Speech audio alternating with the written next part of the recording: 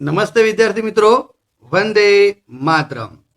Vashishtha Genesis school બાબેન Bardoli દ્વારા આયોજિત online video લેક્ચરમાં હું રાજેશ પવાર આપ સૌ વિદ્યાર્થી મિત્રોનું હાર્દિક સ્વાગત કરું છું.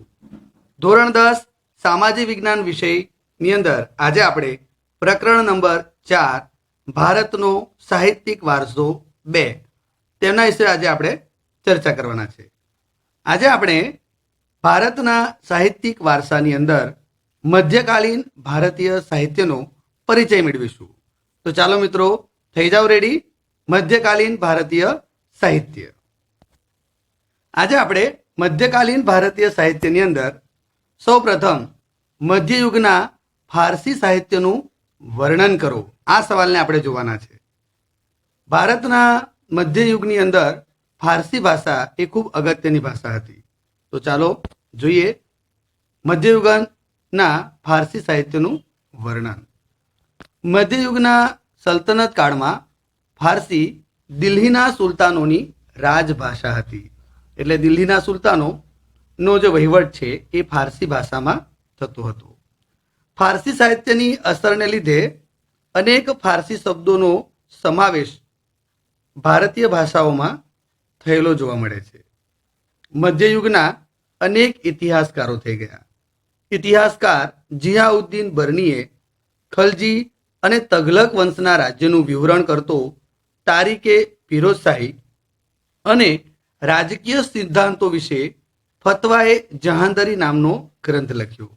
અહીંયા ઇતિહાસકાર જિયાઉદ્દીન બર્ની કે જેમણે ખલજી અને તઘલક આ જે બે મહત્વના વંશો છે તેમને લગતા બે અગત્યના ગ્રંથોની રચના કરી.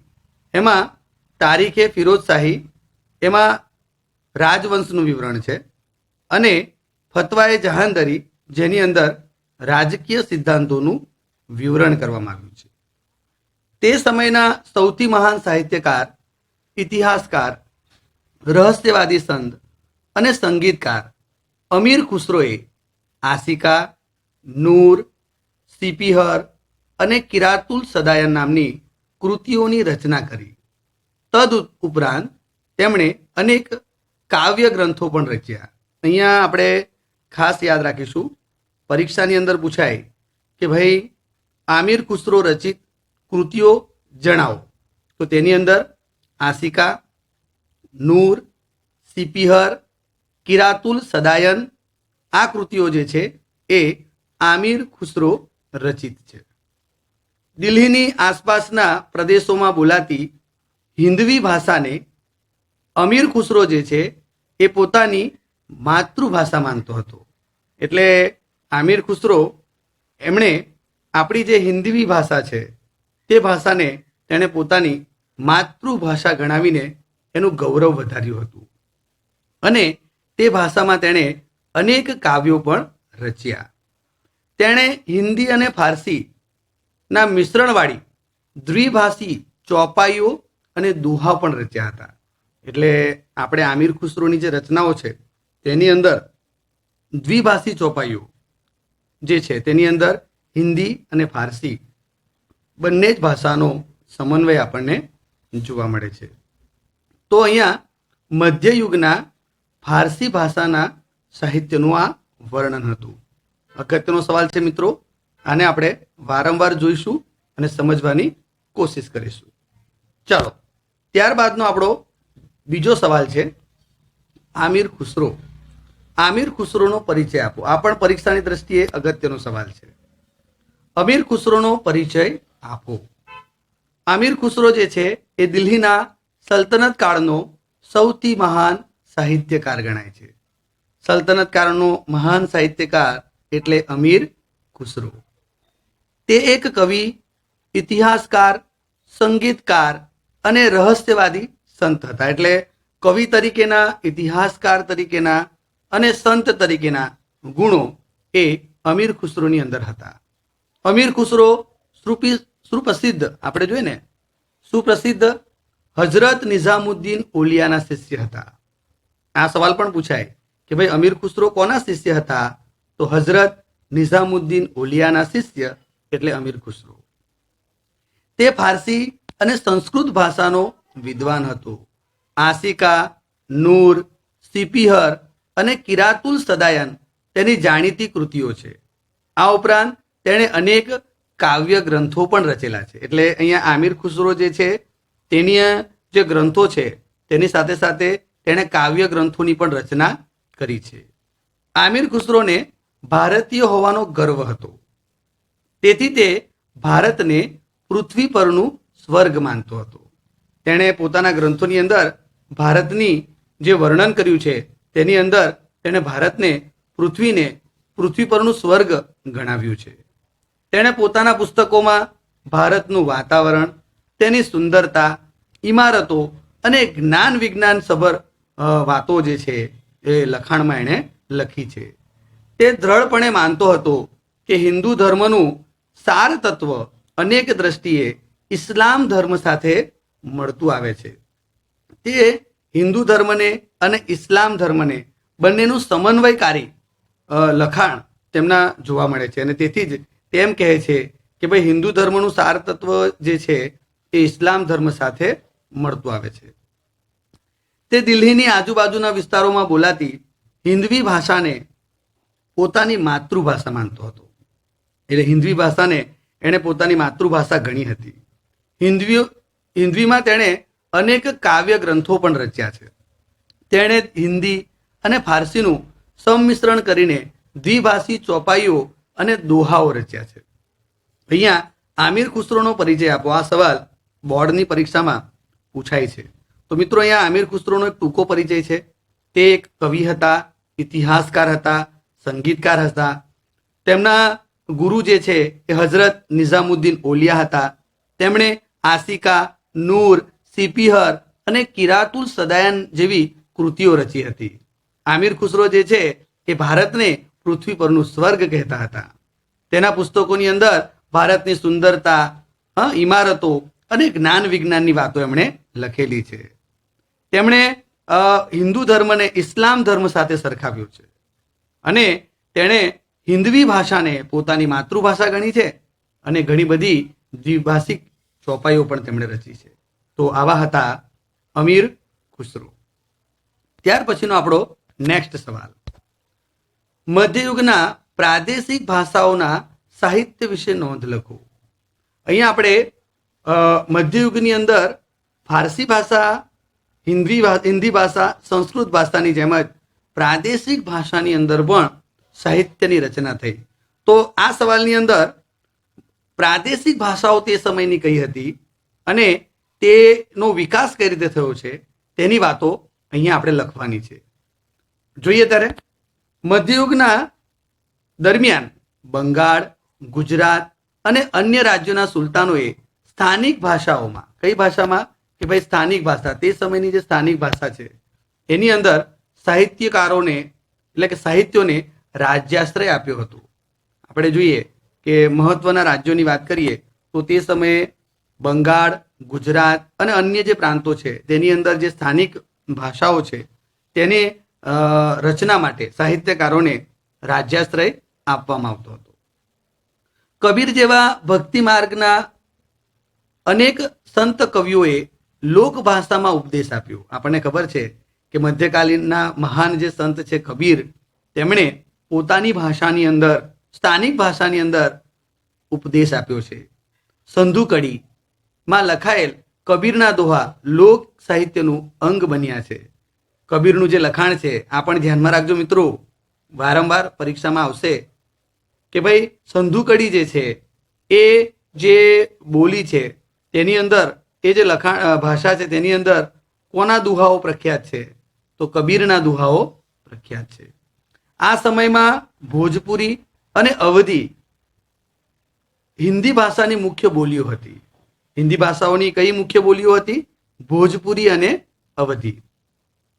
અવધી ભાષામાં મલિક મોહમ્મદ જાયસી, અહીંયા આપણે સમજવાની કોશિશ કરીશું કે ભાઈ અવધી ભાષાની અંદર મલિક મોહમ્મદ જાયસી એ પદ્માવત નામનું ગ્રંથ લખ્યો, પદ્માવત નામનું મહાકાવ્ય લખ્યું.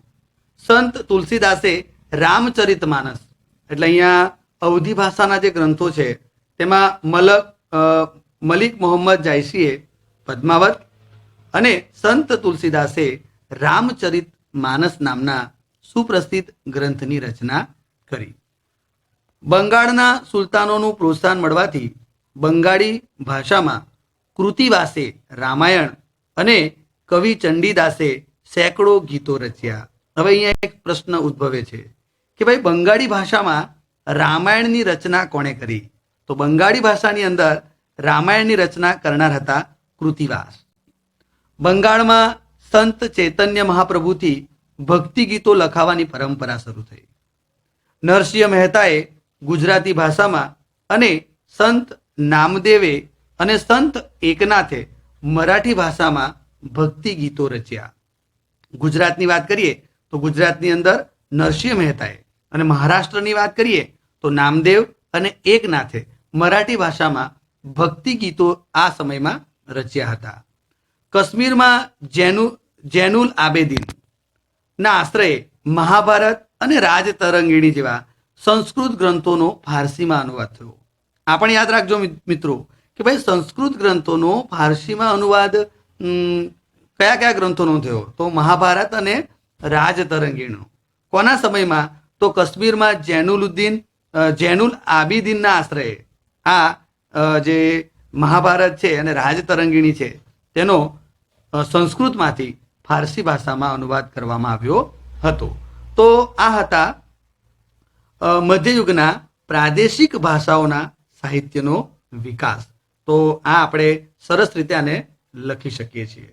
ચાલો, ત્યાર પછીનો આપણો નેક્સ્ટ ક્વેશ્ચન છે, મધ્યયુગના મુઘલકાલીન સાહિત્યનો પરિચય આપો. એટલે અહીંયા હવે મુઘલકાલીન સાહિત્ય, સલ્તનત કાળ, મુઘલ કાળ, આ બધા મધ્યકાલીન સમયના કાળો છે. તો તેની અંદર હવે આપણે મુઘલકાળની માહિતી મેળવીશું.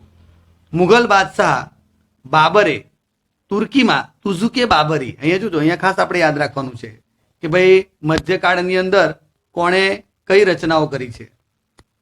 તો મધ્યકાળની અંદર મુઘલ બાદશાહ બાબરે તુર્કી ભાષામાં તુઝુકે બાબરી, એને ફારસીમાં બાબરનામા કહેવામાં આવે છે, અને બાદશાહ જહાંગીરે તુઝુકે જહાંગીરી નામની આત્મકથાઓ લખી. અહીંયા ગ્રંથોના નામ ફારસી ભાષામાં છે એટલે 2-3 વાર આપણે એને વાંચીશું, એને શબ્દોને સમજીશું અને લખીશું એટલે આપણને યાદ રહેશે. એટલે અહીંયા મુઘલ બાદશાહ બાબરે તુર્કી ભાષામાં તુઝુકે બાબરી અને જહાંગીરે તુઝુકે જહાંગીરી, આ બે જે છે એ આત્મકથા છે. આ બંનેની આત્મકથા છે. પરીક્ષામાં તમને પૂછાય કે બાબરની આત્મકથા કઈ? તો તુઝુકે બાબરી. અને જહાંગીરની આત્મકથા કઈ? તો તુઝુકે જહાંગીરી.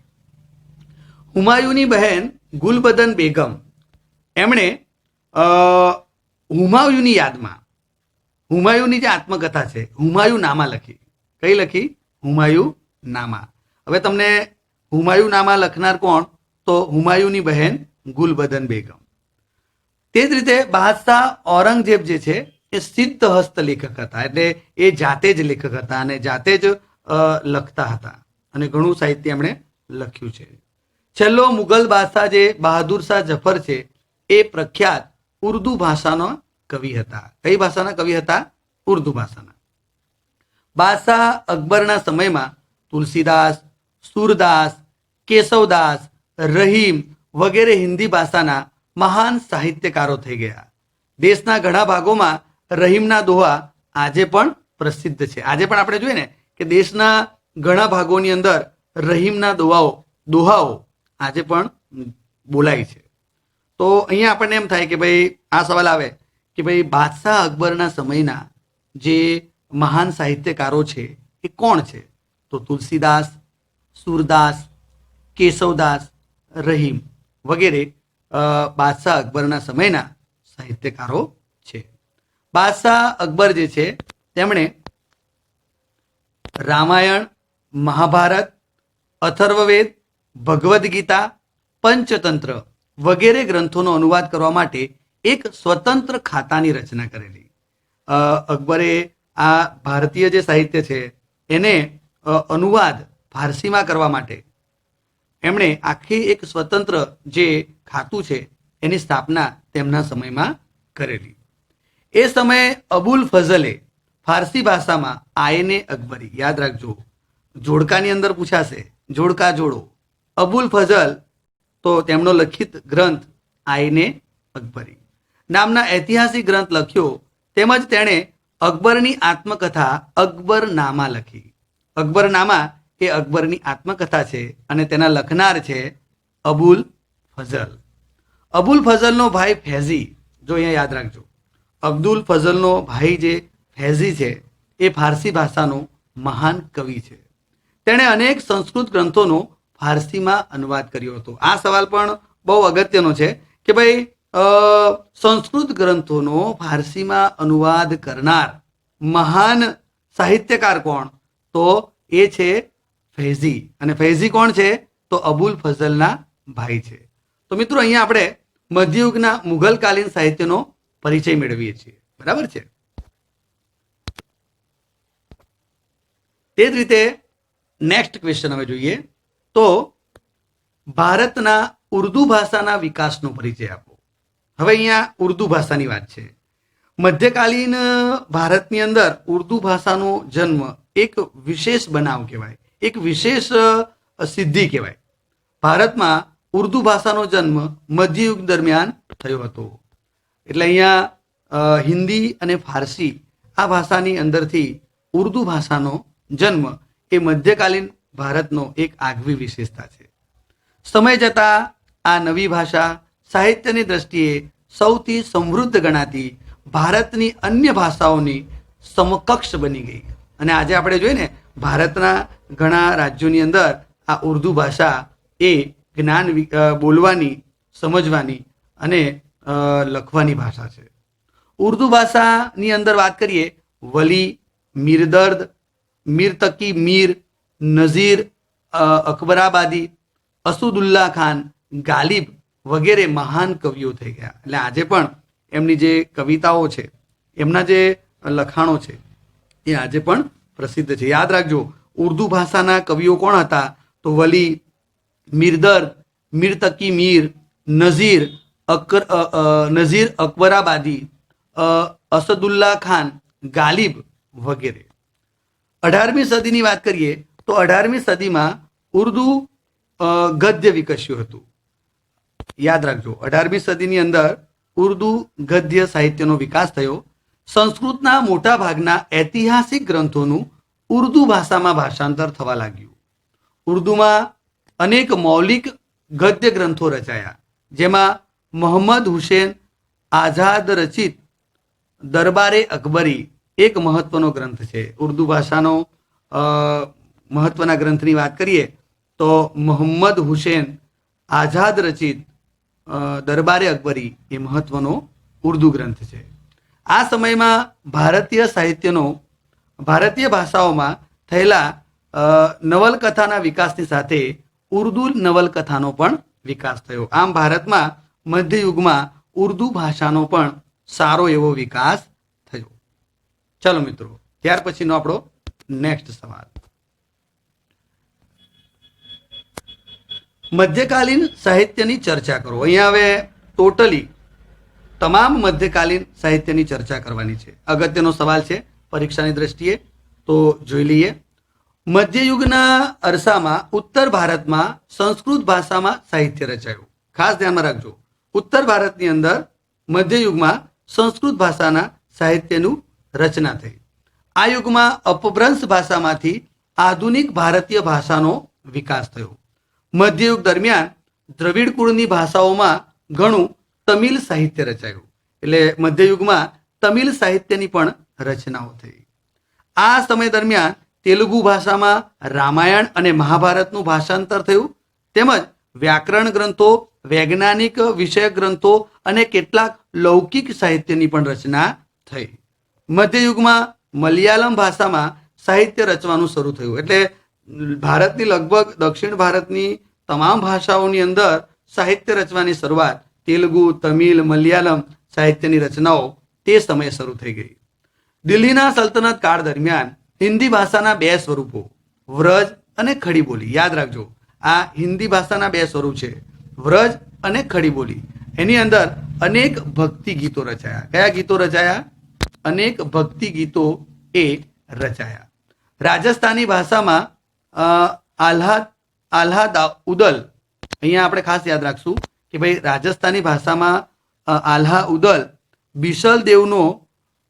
બિસલ દેવ રાસો નામની પ્રખ્યાત વીરગાથાઓ રચાઈ. મધ્યકાળની અંદર જ રાજસ્થાનની ભાષા કરીએ તો આલ્હા ઉદલ બિસલ દેવ રાસો નામની પ્રખ્યાત વીરગાથાઓ, એટલે રાજસ્થાનમાં તે સમયે વીરગાથાઓ લખવાની શરૂઆત થઈ હતી અને તેની અંદર બિસલ દેવ રાસો એ મહત્વની કૃતિ છે. મુલ્લા દાઉદ રચિત ચંદ્રાયન અવધ ભાષાનો સૌથી જૂનો ગ્રંથ છે. ખાસ યાદ રાખજો, ચંદ્રાયનની રચના કરનાર કોણ હતા? તો મુલ્લા દાઉદ. આ હજુ મધ્યકાલીન ભારતની અંદર ઘણો બધો સાહિત્યનો વિકાસ થયો છે. આ અગત્યનો સવાલ છે. પરીક્ષાની અંદર 3 માર્કનો અને 4 માર્કમાં પણ આ સવાલ પૂછાઈ શકે છે.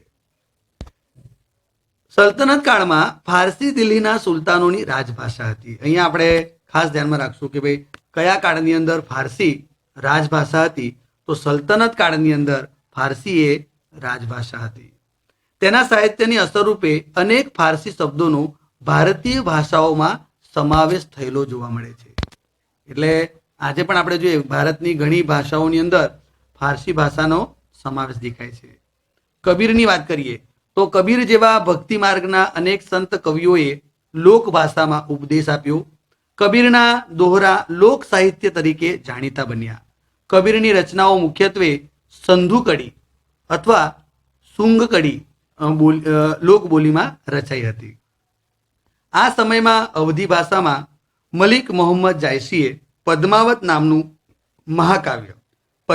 નામના મહાકાવ્યની રચના મલિક મોહમ્મદ જાયસીએ કરી અને સંત તુલસીદાસે રામચરિતમાનસ, આપણે આગળ જે સવાલો જોઈ ગયા ને તેનું અહીંયા કન્ક્લુઝન છે, એટલે બધું જ ભેગું કરીને સાથે આપણે લખવાનું છે. બંગાળના સુલતાનોનું પ્રોત્સાહન મળવાથી બંગાળી ભાષામાં કૃતિવાસે રામાયણ અને કવિ ચંડીદાસે ગીતો, સંત ચૈતન્યએ ભક્તિ ગીતો રચ્યા. નરસિંહ મહેતાએ ગુજરાતી ભાષામાં, નામદેવ અને એકનાથે મરાઠી ભાષામાં તેમજ મીરાબાઈએ રાજસ્થાની અને ગુજરાતીમાં પ્રખ્યાત ભક્તિ ગીતોની રચના કરી. કાશ્મીરમાં જૈનુલ આબેદીનના આશ્રયે મહાભારત અને રાજતરંગીણી જેવા ગ્રંથોનું સંસ્કૃત ભાષામાં અનુવાદ થયું. અને સૌથી છેલ્લે વિજયનગરના મહાન સમ્રાટ કૃષ્ણદેવરાયે આમુક્ત માલ્યદા નામનો ગ્રંથ રચ્યો. આમુક્ત માલ્યદા નામના ગ્રંથની રચના એ વિજયનગરના મહાન સમ્રાટ કૃષ્ણદેવરાયે કરી. ત્યારબાદ મુઘલ બાદશાહ બાબરે, અહીંયા આપણે બાબરની વાત કરવાના છે. મુઘલ બાદશાહ જે બાબર છે એમણે તુઝુકે બાબરી અને બાદશાહ જહાંગીરે તુઝુકે જહાંગીરી નામની આત્મકથાઓ લખી. એટલે આ જે આત્મકથાઓ છે આ આત્મકથાઓ કયા ભાષામાં લખી? તુર્કી ભાષામાં. કઈ ભાષામાં લખી? તુર્કી ભાષામાં. હુમાયુની બહેન ગુલબદન બેગમે હુમાયુની આત્મકથા હુમાયુનામા લખી. બાદશાહ અકબરના સમયમાં અબુલ ફઝલે ફારસી ભાષામાં આયને અકબરી કઈ ભાષામાં લખ્યું? ફારસી ભાષામાં. અને તેની અંદર ઐતિહાસિક ગ્રંથમાં આપણે જોઈએ તો તેમણે આ જે ગ્રંથ છે તેમાં એમણે જે ગ્રંથ લખ્યો છે ફારસી ભાષામાં આઈને અકબરી, તેમણે અકબરની આત્મકથા અકબરનામા અને અબુલ ફઝલનો ભાઈ ફૈઝી એ ફારસી ભાષાના મહાન કવિ હતો અને તેણે સંસ્કૃત જે ગ્રંથો છે અનેક ગ્રંથોનું સંસ્કૃતમાં જે ગ્રંથો છે એનું ફારસીમાં અનુવાદ કર્યું હતું. કોણે? ફૈઝીએ. અકબરે સંસ્કૃત ગ્રંથોનું અનુવાદ કરવા માટે એક અલગ ખાતાની રચના કરી હતી અને અકબરના સમયમાં ઇતિહાસના અનેક ગ્રંથો જે છે એમની રચના થઈ હતી. છેલ્લે મુઘલ બાદશાહ બહાદુર શાહ જફર ઉર્દુ ભાષાનો કવિ હતો. મુઘલ યુગ દરમિયાન ઉર્દુ ભાષાનો જન્મ થયો. જે ભાષા સાહિત્યની આપણે જોઈએ ને કે જે ભાષા સાહિત્યની વાત કરીએ છીએ એ મહત્વની ઘટના ગણાય છે. આ ભાષામાં વલી, મીરદર્દ, મીરતકી મીર, નઝીર, અફરાબાદી, અસદુલ્લા ખાન, ગાલિબ આ બધા ઉર્દુ ભાષાના મહાન સાહિત્યકારો છે. અને છેલ્લે 18મી સદીના ઉર્દુ ગ્રંથો લખાયા, જેમાં મોહમ્મદ હુસેન આઝાદનો દરબારે અકબરી એક મહત્વનો ગ્રંથ છે. તો મિત્રો, અહીંયા આપણે મધ્યકાલીન ભારતીય સાહિત્યની વાતો કરી કે ભાઈ મધ્યકાલીન ભારતીય સાહિત્યની અંદર આરંભમાં સંસ્કૃત સાહિત્ય, ત્યાર પછી તમિલ, તેલુગુ અને મલયાલમ, અને તે જ રીતે સલ્તનત કાળની વાત કરી તો સલ્તનત કાળની અંદર ફારસી ભાષા, એની અંદર અલગ અલગ ગ્રંથો, તે રીતે પ્રાદેશિક ભાષા બંગાળમાં, ગુજરાતમાં, મહારાષ્ટ્રમાં, કાશ્મીરમાં, અને છેલ્લે આપણે મુઘલ કાળની રચના થઈ, અને અંતમાં આપણે ઉર્દુ ભાષા. એટલે આ આખો જે સવાલ છે એ બહુ અગત્યનો અને મહત્વનો સવાલ છે. તો આને આપણે એક બે વાર આપણે જોઈશું, સમજીશું અને લખીશું, એટલે આપણે આ સવાલ તૈયાર થઈ જશે. પરીક્ષાની દ્રષ્ટિએ અગત્યનો સવાલ છે. ત્યાર પછીનો આપણો સવાલ છે વિદ્યાપીઠો. હવે આપણે જોવાના છે ભારતની પ્રાચીન વિદ્યાપીઠો. એમાં સૌથી પહેલા નાલંદા વિદ્યાપીઠ વિશે માહિતી આપો. તો જોઈએ, નાલંદા વિદ્યાપીઠ બિહાર રાજ્યના પટના જિલ્લાના બડગાંવ ગામ પાસે આવેલી છે. ખાસ લોકેશન, સ્થળ, આપણે ખાસ સ્થળ નામમાં ભૂલ નહીં કરતા મિત્રો. ઇતિહાસની અંદર, સામાજિક વિજ્ઞાનની અંદર સ્થળ, કાળ, ઘટના, ઈસવીસન અને કોઈ પણ આંકડાવારી હોય તો તેની અંદર પરફેક્શન જોઈએ, અને પરફેક્ટ હોય તો જ આપણે લખીશું. નાલંદા વિદ્યાપીઠ બિહાર રાજ્યના પટના જિલ્લાના બડગાંવ ગામ પાસે આવેલી છે. તે બૌદ્ધ ધર્મનું કેન્દ્ર હતું. 5મી સદીમાં કુમારગુપ્ત રાજાએ અહીં એક વિહાર બંધાવ્યો હતો. એટલે અહીંયા આપણે એ પણ એડ કરતા જઈશું કે ભાઈ 5મી સદીની અંદર કુમારગુપ્ત નામના રાજાએ ત્યાં એક વિહાર બંધાવી હતી. મહાવીર સ્વામીએ અહીં 14 ચતુર્માસ કર્યા હતા. આ પણ અગત્યની ઘટના છે, કારણ કે મહાવીર સ્વામી ત્યાં રહ્યા હતા અને તેમણે 14 ચતુર્માસ ત્યાં ગાળ્યા હતા. તેથી તે જૈન ધર્મનું પણ તીર્થ ગણાય છે. ઈસવીસનની 5મી અને 7મી સદી દરમિયાન નાલંદા વિદ્યાપીઠ શિક્ષણધામ તરીકે ખૂબ જ પ્રસિદ્ધ હતી. દેશ પરદેશથી અનેક વિદ્યાર્થીઓ અહીં અભ્યાસ અને સંશોધન કરવા માટે આવતા. દેશના જ નહીં પણ વિદેશના વિદ્યાર્થીઓ પણ અહીંયા અભ્યાસ કરવા માટે આવતા. આ વિદ્યાપીઠમાં હજારો હસ્તલિખિત ગ્રંથોનો અમૂલ્ય ભંડાર હતો. અહીં વિશ્વના શ્રેષ્ઠતમ ગણાતા તેવા ગ્રંથાલયો હતા, લાઇબ્રેરી હતી. ત્યાં લાઇબ્રેરીના નમૂનાઓ મળી આવ્યા છે. અહીંના જે ગ્રંથાલય છે એનો જે વિસ્તાર છે એને ધર્મગંજના નામથી ઓળખવામાં આવતો હતો. ધર્મગંજ ખાસ યાદ રાખજો, પરીક્ષાની અંદર પૂછાય કે ભાઈ નાલંદા વિદ્યાપીઠનો જે ગ્રંથાલયનો વિસ્તાર હતો એને કયા નામે ઓળખવામાં આવતો? તો ધર્મગંજ. 7મી સદીમાં ચીની પ્રવાસી યુએન સાંગે આ વિદ્યાપીઠમાં મુલાકાત લીધી હતી અને બૌદ્ધ ધર્મના શાસ્ત્રોનો અભ્યાસ કર્યો હતો. તે ચીન પાછો ગયો ત્યારે 657 જેટલા હસ્તલિખિત ગ્રંથો પોતાની સાથે લઈ ગયો. એટલું જ નહીં, આ યુએન સંઘ ત્યાં રહે છે, અભ્યાસ કરે છે અને પોતાની સાથે 657 જેટલા હસ્તલિખિત ગ્રંથો જે છે એ ક્યાં લઈ જાય છે? ચીન લઈ જાય છે. નાલંદા વિદ્યાપીઠમાં 7 મોટા ખંડો હતા. અહીંયા એનું વર્ણન છે કે ભાઈ કયા પ્રકારનું એનું બાંધકામ હતું. તો નાલંદા વિદ્યાપીઠની અંદર 7 મોટા ખંડો હતા. તેમાં આશરે 300 વ્યાખ્યાન ખંડો, વિદ્યાર્થીઓને રહેવા માટે મઠો હતા. વિદ્યાપીઠના નિભાવ માટે દાનમાં મળેલા અનેક ગામોની આવકમાંથી વિદ્યાર્થીઓને રહેઠાણ, ભોજન, વસ્ત્રો વિનામૂલ્યે પૂરા પાડવામાં આવતા હતા. એટલે અહીંયા આપણે જોઈએ કે નાલંદા વિદ્યાપીઠ જે છે એની અંદર વિદ્યાર્થીઓને ફ્રી એજ્યુકેશન, એટલે કે તેની અંદર કોઈ પણ જાતનું ફી લીધા વગર વિનામૂલ્યે શિક્ષણ આપવામાં આવતું હતું. લગભગ 700 વર્ષ સુધી દેશ પરદેશના જ્ઞાનની અખંડ જ્યોત ફેલાવનાર નાલંદા વિદ્યાપીઠના આજે માત્ર ભગ્ન અવશેષો જે છે એ ભારતની ભવ્ય સંસ્કૃતિની પ્રતીતિ કરાવે છે. આજે આપણે જોઈએ ને કે આ નાલંદા વિદ્યાપીઠના ભગ્ન અવશેષો આપણને જોવા મળે છે, પણ એની હયાતી સૂચવે છે કે પ્રાચીન ભારતની આ ખૂબ જ પ્રખ્યાત જ્ઞાન વિજ્ઞાનની આ વિદ્યાલય હતી. તો મિત્રો, અહીંયા પરીક્ષાની અંદર બોર્ડમાં પૂછાઈ ગયેલો સવાલ છે કે નાલંદા વિદ્યાપીઠનો પરિચય આપો. તો ટૂંકમાં અને પદ્ધતિસર મુદ્દાસર ટોપિક વાઇઝ આપણે એનો જવાબ વ્યવસ્થિત રીતે લખીશું. બરાબર, ક્યાં આવેલી છે, શાના માટે વખણાય છે, બરાબર, અને તેની અંદર જે વિશેષ અભ્યાસ કરાવવામાં આવતો, ખાસ એની લાઇબ્રેરી જે છે એને ધર્મગંજ કહેવામાં આવે છે. અને તેની મુલાકાત કોણે લીધી હતી? કયા ચીની પ્રવાસી? તો યુએન સાંગ. અને ત્યાં 300 જેટલા વ્યાખ્યાન ખંડો હતા અને સૌથી મહત્વની વાત, ત્યાં વિના મૂલ્યે શિક્ષણ આપવામાં આવતું હતું. અને લગભગ 700 વર્ષ સુધી આ જે એજ્યુકેશન સંસ્થા છે, આ નાલંદા વિદ્યાપીઠ છે, એણે શિક્ષણની જ્યોત જલાવી રાખી હતી. તો આ હતી નાલંદા વિદ્યાપીઠ. ત્યાર પછીનો આપણો સવાલ છે તક્ષશિલા વિદ્યાપીઠ વિશે નોંધ લખો. ચાલો તો જોઈ લઈએ તક્ષશિલા વિદ્યાપીઠ. તક્ષશિલા વિદ્યાપીઠ હાલના પાકિસ્તાનમાં આવેલ રાવલપિંડીની પશ્ચિમે આવેલી હતી. એટલે પાકિસ્તાનની અંદર છે હાલમાં, અને રાવલપિંડી જે રાજધાની છે તેની પશ્ચિમે આવેલી છે. તક્ષશિલા પ્રાચીન ગાંધાર પ્રદેશની રાજધાની હતી. પ્રાચીન જે ગાંધાર પ્રદેશ હતું, મહાભારતની અંદર પણ આપણે એનો ઉલ્લેખ આવે છે, તો તેની જે રાજધાનીનું ક્ષેત્ર હતું તે એટલે તક્ષશિલા. 7મા શોકામાં તે ભારતના મહત્વના વિદ્યા કેન્દ્ર તરીકે જાણીતું બન્યું. કઈ સદીમાં? 7મા શોકામાં.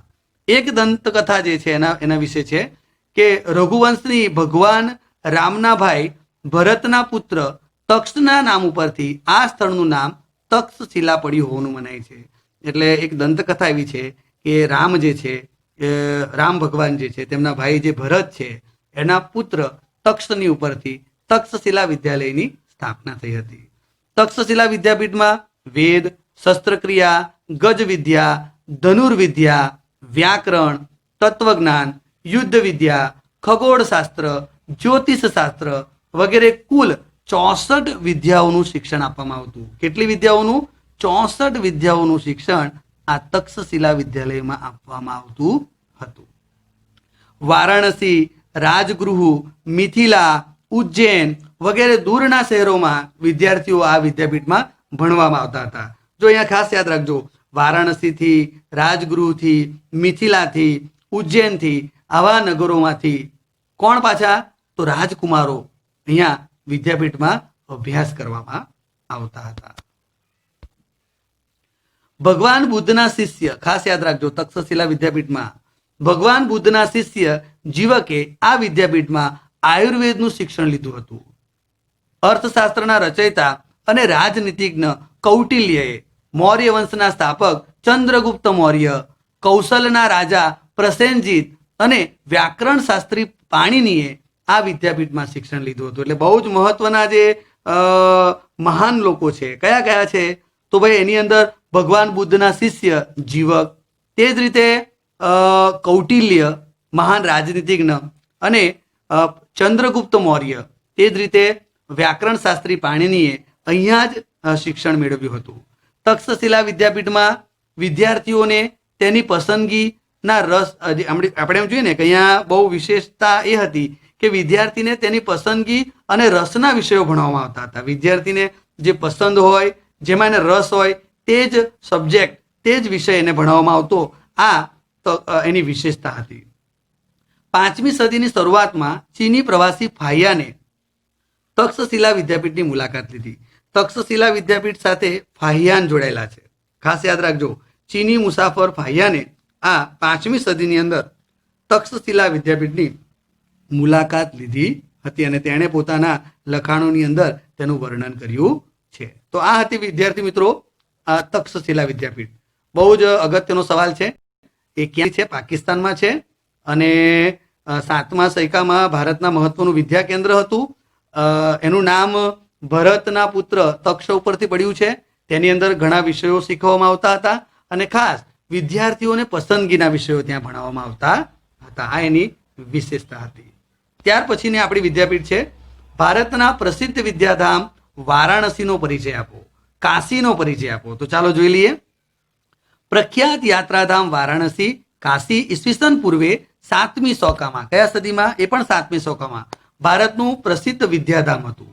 ઉપનિષદ કાળમાં તે આર્ય સંસ્કૃતિ અને હિન્દુ ધર્મના કેન્દ્ર તરીકે વિકસ્યું હતું. એટલે આર્ય સંસ્કૃતિનું કેન્દ્ર બિંદુ હતું અને હિન્દુ ધર્મનું પણ કેન્દ્ર બિંદુ હતું આ કાશી વિદ્યાપીઠ. આ સમયના અહીંના રાજાઓમાં અજાતશત્રુ તત્વજ્ઞાનની અને વિદ્યાપ્રેમી હતા.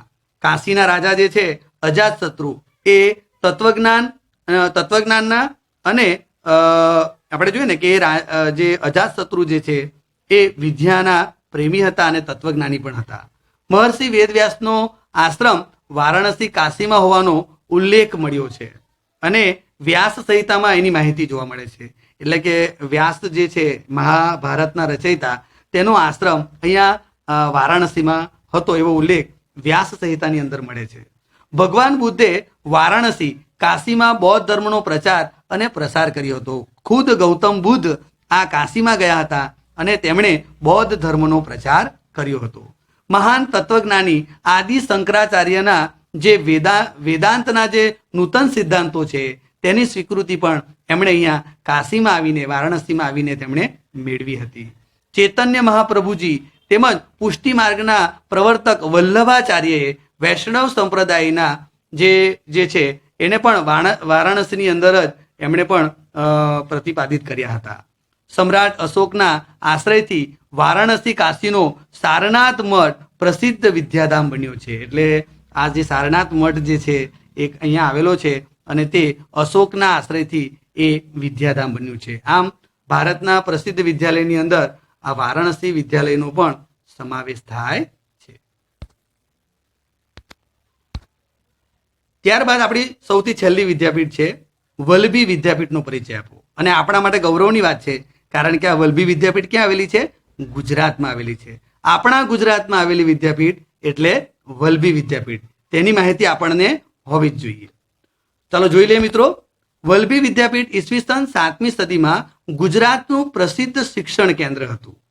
ભાવનગર પાસેનું વલ્લભીપુર એ સમયે મૈત્રક વંશના તત્કાલીન શાસકોની રાજધાનીનું કેન્દ્ર હતું. કયા વંશના? મૈત્રક વંશના રાજાઓનું રાજધાનીનું કેન્દ્ર હતું. વલ્લભીપુરને પ્રસિદ્ધ વિદ્યાધામ બનાવવામાં મૈત્રક રાજાઓ અને શ્રીમંત નાગરિકો શ્રેષ્ઠીઓનો ફાળો ખૂબ જ અગત્યનો હતો. વલ્લભીના મૈત્રક રાજાઓ આ વિદ્યાપીઠમાં મોટા આશ્રયદાતાઓ હતા. તેઓ બૌદ્ધ ધર્મી ન હતા, સનાતની હતા, છતાં તેઓ વિદ્યાપીઠને દાન કરતા હતા. બૌદ્ધ ધર્મના ન હતા, વિદ્યાપીઠ બૌદ્ધ ધર્મની હતી, છતાં પણ તેઓ દાન કરતા હતા. એ દાનમાંથી વિદ્યાલયનો નિભાવ થતો હતો.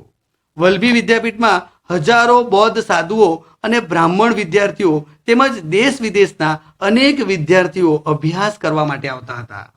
એ સમયે વલ્લભી વિદ્યાપીઠ બૌદ્ધ ધર્મના હિનયાન પંથનું, કયા પંથનું? બૌદ્ધ ધર્મના મહાયાન અને હિનયાન, તેમાં હિનયાન પંથનું આ કેન્દ્ર હતું. અહીં બૌદ્ધ ધર્મ ઉપરાંત બીજા ધર્મોનું પણ શિક્ષણ આપવામાં આવતું હતું. બૌદ્ધનું હતું એટલે બૌદ્ધનું જ નહીં, તેની સાથે બીજા ધર્મોનું પણ શિક્ષણ આ વલ્લભી વિદ્યાપીઠમાં આપવામાં આવતું હતું. 7મા સૌકાની મધ્યમાં બૌદ્ધ વિદ્વાનો સ્થિરમતી અને ગુણમતી, યાદ રાખજો, સ્થિરમતી અને ગુણમતી આ વિદ્યાપીઠના પ્રસિદ્ધ આચાર્યો હતા.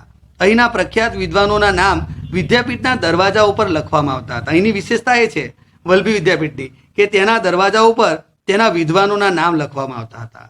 આ વિદ્યાપીઠના અભ્યાસ પૂરો કરનાર વિદ્યાર્થીની રાજ્યના ઊંચા હોદ્દા પર નિમણૂક થતી હતી. ત્યાંનો જે વિદ્યાર્થી ભણીને આવે એને એ જે વિદ્વાન બનીને આવે અને તેને ઉચ્ચ સ્થાન આપવામાં આવતું હતું. ચીની પ્રવાસી ઇત્સિંગ, આ વલ્લભી વિદ્યાપીઠની અંદર ચીની પ્રવાસી ઇત્સિંગે મુલાકાત લીધી હતી. વલ્લભી વિદ્યાપીઠ પૂર્વ ભારતની પ્રસિદ્ધ શિક્ષણ સંસ્થા નાલંદા સાથે, આપણે જોઈએ ને કે નાલંદા વિદ્યાપીઠનો આપણે અભ્યાસ કર્યો, તો એ નાલંદા વિદ્યાપીઠ સાથે આ કમ્પેરિઝન કરતી હતી, સ્પર્ધા કરતી હતી. આપણને પૂછાય કે ભાઈ વલ્લભી વિદ્યાપીઠ જે છે એ નાલંદા વિદ્યાપીઠ સાથે સ્પર્ધા કરતી હતી. તે નાલંદા જેટલી જ ખ્યાતિ ધરાવતી હતી. અરબોના આક્રમણને કારણે આપણે જોઈએ ને કે ભાઈ ભારતમાં અરબોનું આક્રમણ થયું. આ અરબોના આક્રમણના કારણે મૈત્રક વંશનો અંત આવ્યો. એ પછી વલ્લભી વિદ્યાપીઠની કીર્તિ ઝાંખી પડી ગઈ અને થોડા સમયમાં જ આ જે વલ્લભી વિદ્યાપીઠ છે તેનો અંત આવે છે. આ મિત્રો અહીંયા આપણે વલ્લભી વિદ્યાપીઠની વાત કરી તો આ પણ પરીક્ષામાં પૂછાય છે. વલ્લભી વિદ્યાપીઠનો પરિચય એ ગુજરાતમાં આવેલી છે, ભાવનગર પાસે, અને મૈત્રક વંશના રાજાઓ દ્વારા એની સ્થાપના થઈ છે, એનો નિભાવ થયો છે. બૌદ્ધ વિદ્યાપીઠ હતી, છતાં વિવિધ ધર્મોનું નોલેજ, જ્ઞાન તેમાંથી આપવામાં આવતું હતું. ખાસ કરીને આની અંદર આપણે જોઈએ ને કે વિદ્વાનોના નામ તેના દરવાજાઓ ઉપર લખવામાં આવતા હતા અને ચીની પ્રવાસી ઇત્સિંગે તેમની મુલાકાત લીધી હતી અને આ વિદ્યાપીઠ જે છે આ વિદ્યાપીઠનો અંત અરબોના આક્રમણથી આવે છે. તો વિદ્યાર્થી મિત્રો, મને ખાતરી છે, 100% ખાતરી છે કે તમને પ્રકરણ નંબર 4 આજનું જે ટોપિક છે એ તમને બરાબર સમજાયો હશે. ન સમજાયો હોય તો આ વિડીયોને આપણે વારંવાર જોઈશું અને સમજવાની કોશિશ કરીશું. તો વિદ્યાર્થીઓ મિત્રો, અહીંયા હું મારા આજના લેક્ચરને વિરામ અર્પું છું. વિદ્યાર્થી મિત્રો, આપ સૌનો ખૂબ ખૂબ આભાર. Thank you very much.